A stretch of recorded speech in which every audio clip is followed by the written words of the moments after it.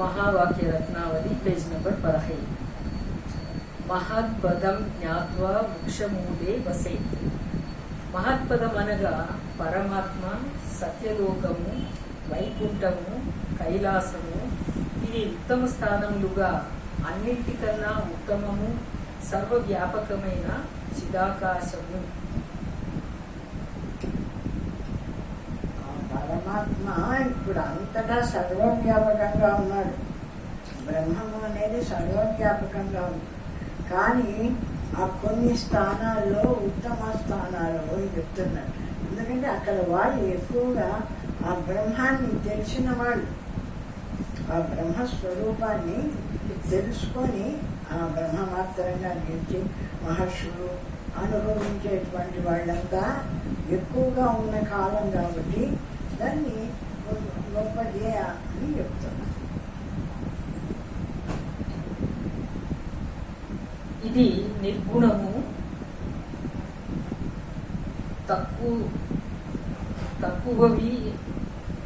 తక్కువైన గుణములు. పరమాత్మ బ్రహ్మాండము యొక్కయు సకల శరీరముల యొక్కయు లోపల పైని అంతరములను చిదాకాశ రూపముతో వ్యాపించి నిండి ఉన్నందున దానిని తన స్వరూపమని తెలుసుకున్న పైన యోగి చేయవలసినదేదియూ లేదు. ఆ జ్ఞానస్వరూపమైన బ్రహ్మము సర్వత్రా వ్యాపించి ఉంది కాబట్టి బ్రహ్మాండమంతా అంటే ఈ ప్రపంచమంతా వ్యాపించి ఉంది. అదే కాదు, ఆ ప్రపంచానికి అంటే స్వర్గము అవన్నీ కూడా అక్కడ కూడా వ్యాపించి ఉంది.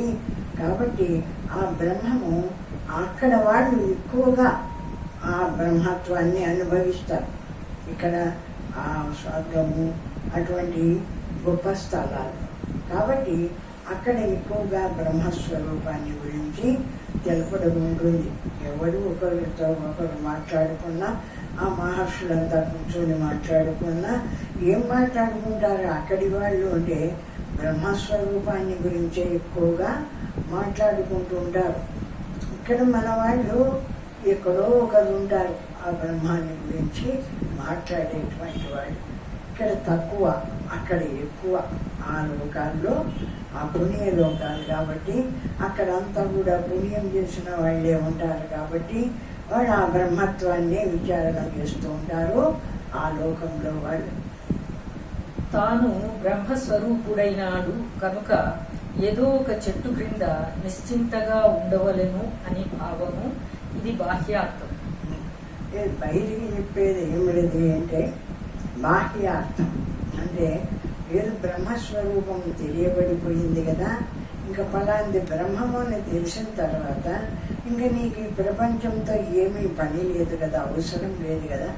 ఏదో ఒక చెట్టు కింద కూర్చొని నేను బ్రహ్మము అహం బ్రహ్మాస్మి శివోహం అని ఆ పరమాత్మ నేను అని ఎంతకాలము శరీరం ఉంటుందో అంతకాలము ఆ విధమైన ధ్యానంలో ఉండడమే వాళ్ళు చేసేటువంటి పని. సంసార వృక్షం అనేది అశ్వత్థ వృక్షము. దీని మూలము మీదికి, శాఖలు క్రిందికి కలదు. అశ్వత్థ వృక్షము అంటారు. ఊర్ధ్వమూలం అధశాఖ అశ్వత్థం బాహురవ్యయం చందాంశి యస్య పర్ణాని యస్తం వేద సవేద వితంతుడు. భగవద్గీత కూడా ఎట్లుంది సంసారం అనే వృక్షము అంటే మూలము ప్రతి చెట్టుకు మూలం కిందికి ఉంటుంది, అది భూమిలోకి ఉంటుంది, చెట్టు అంతా పైకి ఉంటుంది. కానీ ఈ సంసార వృక్షం అట్లా కాదు. సంసార వృక్షానికి మూలం పైకి ఉంటుంది, చెట్టు అంతా కిందికి ఉంటుంది అని దాని అర్థము చెప్తారేమో. లోకమందు వృక్షముల కన్నా విపరీతమైనది రక్షణమందు పరదినమందు నశించేదియు కనుక అశ్వత్థము దీని మూలం. నశించేది కనుక ఎప్పటికీ ఉండేది కాదు కాబట్టి ఈ అశ్వత్థము అనే పేరు ఎందుకు వచ్చింది అంటే అని అశ్వరమైనటువంటిది ఎప్పటికీ ఉండేది కాదు, కొంతకాలానికి నశించిపోయేటువంటిది. ఈ సంసారం అనే వృక్షం కూడా మనం ఇప్పుడు ఉన్నాము, మనం ఇంకో కొంతకాలానికి లేకుండా పోతాము, మరి మన పిల్లలు పెద్దవాళ్ళ వాళ్ళు లేకుండా పోతారు. అట్లా ఎప్పటికీ కనిపిస్తూనే ఉంటుంది. కానీ ఈ మహావృక్షం అనేది కొంచెం కొంచెమే నశించిపోయేటువంటి స్వభావం కలిగి ఉండేది. కాబట్టి ఇది అశ్వత్థము అని పేరు వచ్చింది. అంటే ఎప్పటికీ ఉండేది కాదు, నశించిపోయే స్వభావం కలిగింది అని చెప్తాను. దీని మూలము బ్రహ్మ కనుక అది మహత్పదం. ఈ మూలము ఎందుకు చెట్లన్నీ కిందికి ఉంటుంది, మూలము చెట్లంతా పైన ఉంటుంది కదా. ఈ అశ్వత్థ వృక్షము అనేది మూలం పైకి ఉంటుంది, చెట్టంతా కిందికి ఉంటుంది. అంటే మూలం పైకి ఉండడం అంటే ఏమిటిది అంటే, బ్రహ్మదేవుడు అక్కడ సృష్టి చేస్తాడు ఒక శరీరాన్ని.